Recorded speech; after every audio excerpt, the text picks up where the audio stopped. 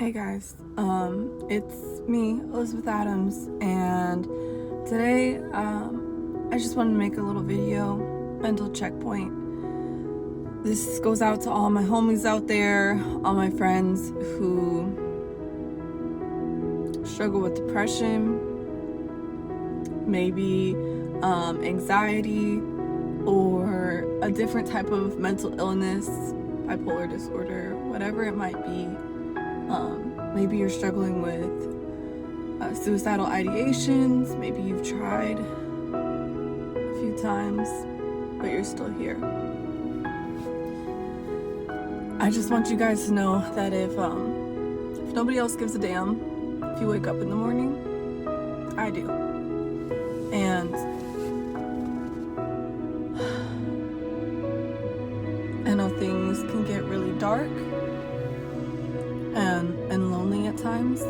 That's gonna happen to all of us, and I don't think there's anybody out there that has lived to be a young adult and not at some point in time felt that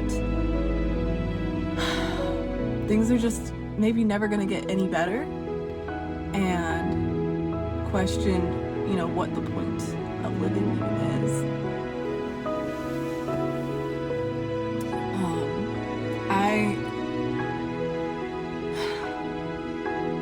I've been there too, just like anybody else has.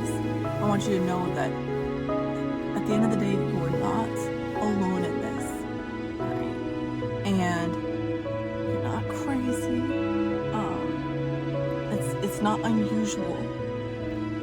So if you are having one of those days where you're just questioning whether or not you really want to live, I would just like to tell you, live. All right, let's take a second, just breathe, all right, with me. Just breathe in,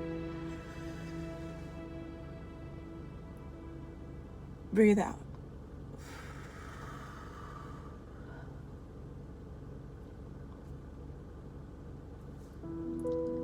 We're gonna be all right. Let's allow ourselves the time for growth. Let's allow ourselves to hope for better, to push for better, all right? Because there's been so many low points in my life where I thought, if this is what life is gonna be, and if this is what it's gonna be like forever, if there's never gonna be anything different, why would I want to be a part of this? It's always gotten better. It's always gotten better. And personally, I think one of the biggest things that helped me to cling on to that hope and that wanting to live another day truly was having a relationship with God. And I'm not pushing this on to anybody else. If that's not your belief system, that's all right. If you don't have a belief system, that's all right. This is just something that's helped me.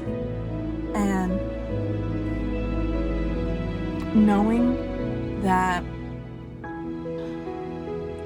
the God of all things, the God that I believe created everything, also took the time to create me and to carve out my story and to put the people that are in my life.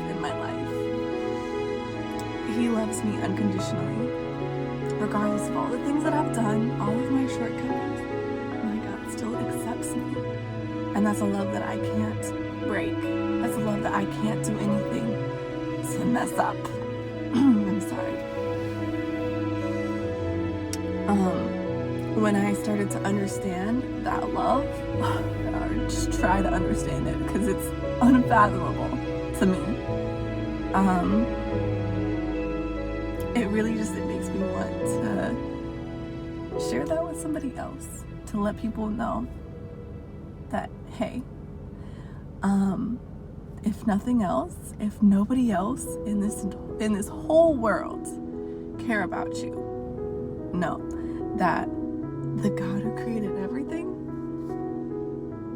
He loves you.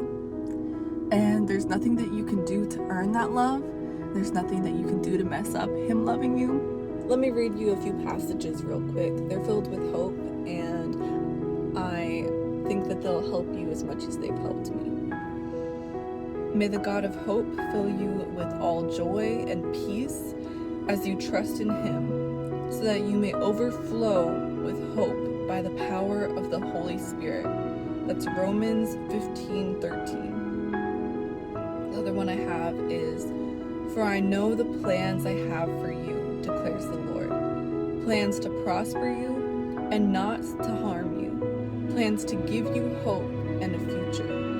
That's Jeremiah 29:11. Also, I just wanted to give you the suicide hotline in case you or maybe somebody else might need it at some point in time. Feel free to just write this down, add it to your contacts in your phone. Who knows, you might come across somebody walking down the street. Anything could happen, right? So it's 800-273-8255. And for my people who are in the military, of course, there's plenty of different resources like the Marine and Family Counselors, also known as the MFLAC, or we have tons of chaplains numbers. If you or your friend in the military finds themselves maybe in a compromised position where they are just really overwhelmed, they need to talk to somebody, maybe they're not even suicidal, I really do recommend reaching out to chaplains and the counselors that they have available.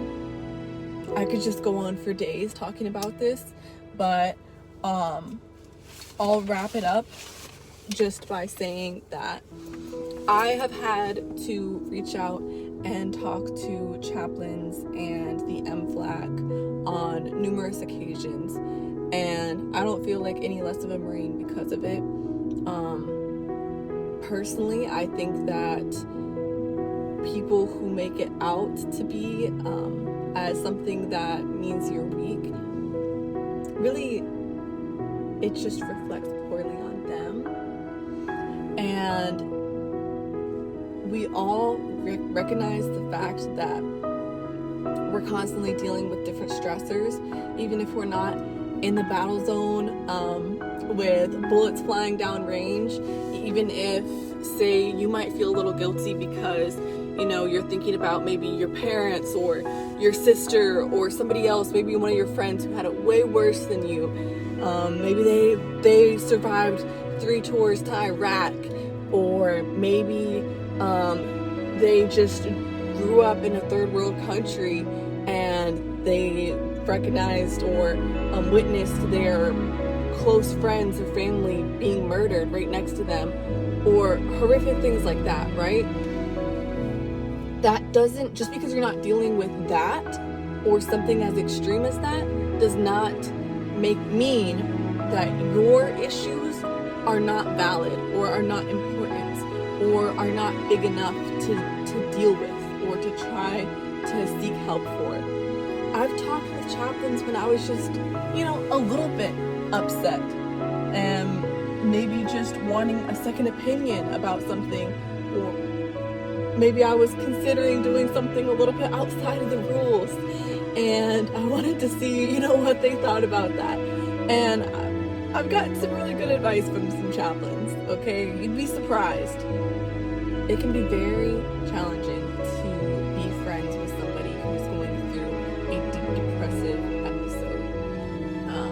And I can say that from experience, right? Because this person is not going to be sunshiny. They're not going to be seeing the bright side of things. They're very much so,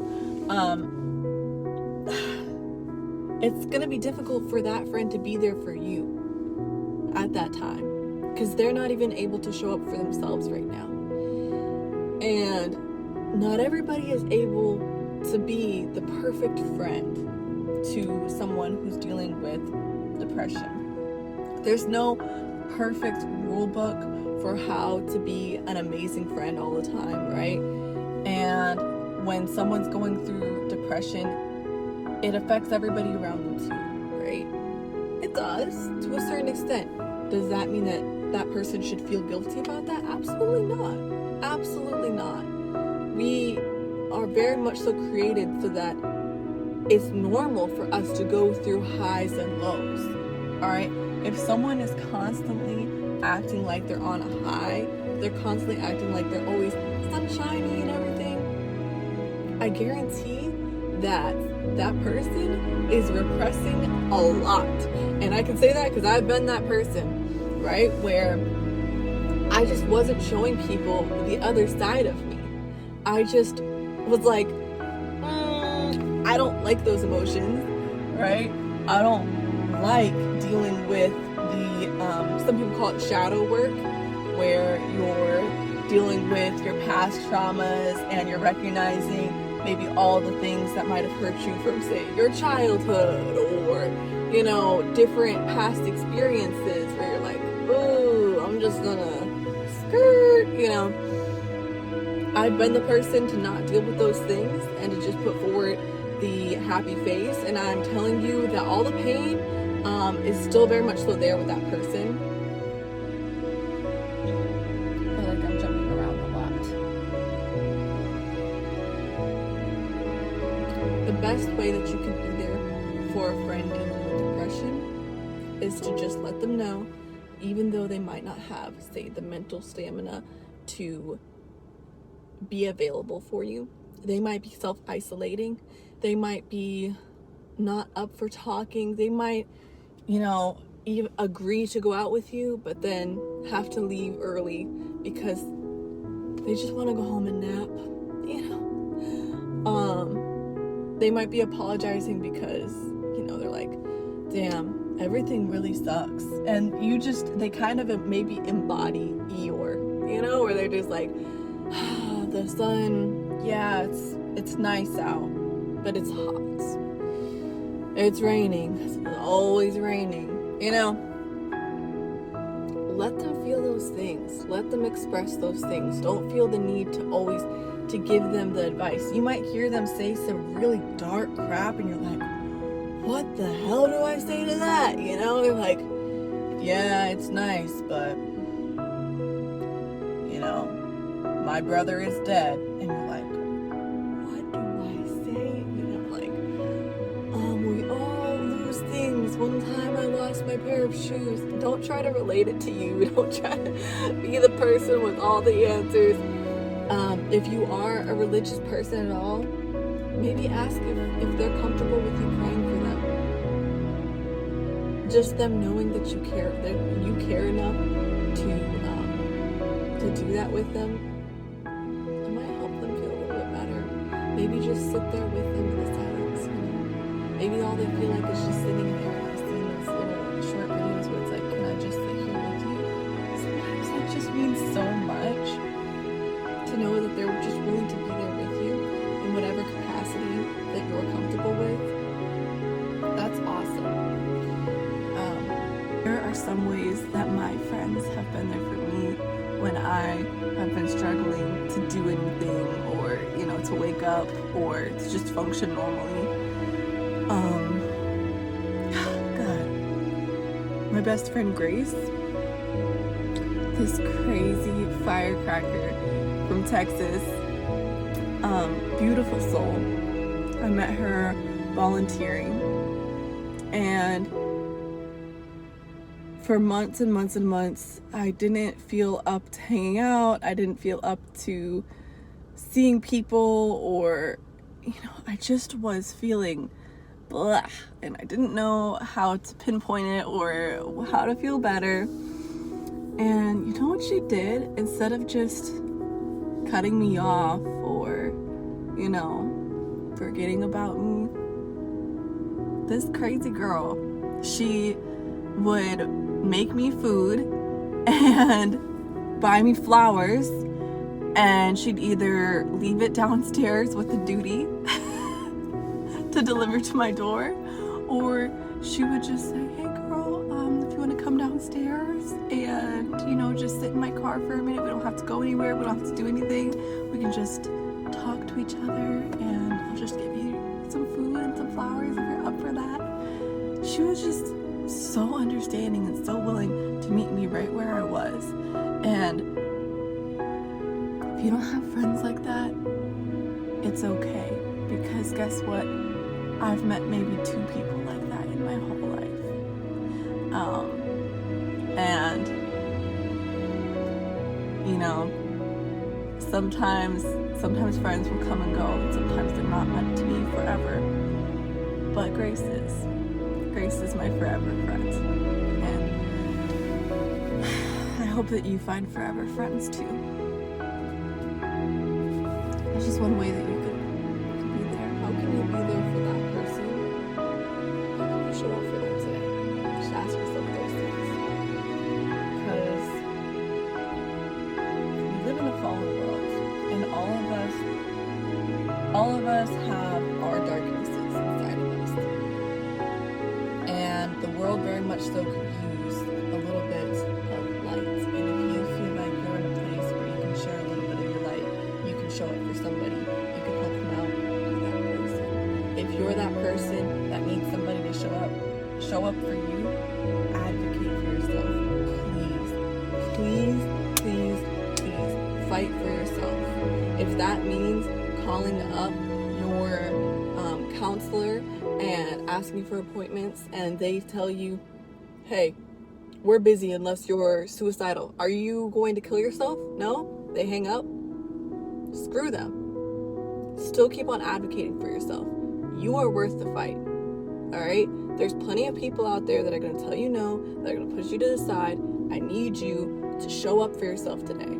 To go out there, recognize that you're important, and do what you need to do to make sure that you're okay. Make sure that you are trying to do maybe just one small thing for yourself to take care of you today. Alright? Hey, I care about you. God cares about you. God loves you. And I have hope for tomorrow. I have hope that things are going to keep on getting better. Alright? Have a wonderful day.